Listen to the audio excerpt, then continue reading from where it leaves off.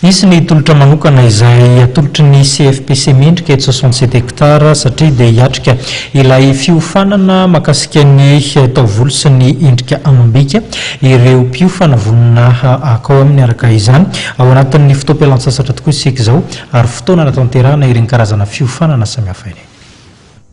Mandritra ity fotoam-pialan-tsasatra ny mpianatra ity dia amin'ny tolotra miaraka amin'ny sehatry ny fampianarana momba ny taovolo sy ny fikojakojana ny endrika amam-bika ny toeram-pampianarana CFPC mendrika izay amin'ny 67 hectara.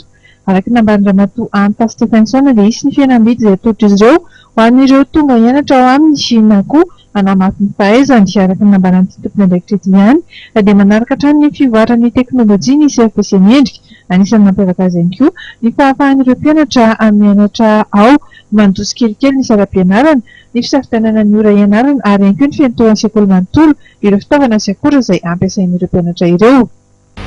Araka ny fanao isan-taona moa dia misy ny cours de vacances izay atolotry ny CFPC mendrika fa ny mampiavaka amin'ity taona ity dia eo ny fihenam-bidy.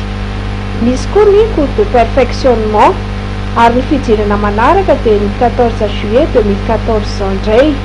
Ny fisoratana anarana dia misokatra isan'andro. Ny toerana misy anay dia eo akaikiny koa Mafaly ny Karamanjaka 67 hectara. Raha nambaran'ireo mpianatra moa dia afa-po izy ireo amin'ny kalitaon'ny fampianarana raisiny. Zaho manokana aloha izany dia tena hitako fa nahafa-po anahy tokoa ilay fampianarana raisiko teto amin'ny CFPC mendrika satria 3 herinandro teo dia efa navita zavatra maro be.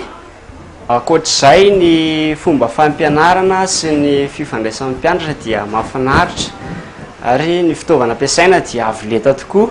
Fantatra ihany koa efa misokatra isan'andro ny fisoratana anarana eny an-toerana ary ny 7-10 volana jolay izao no fidirana andiany manaraka indray ho an'ny fianarana taovolo sy ny fikojakojana ny endrika amam-bika eny amin'ny CFPC mendrika 67 hectara.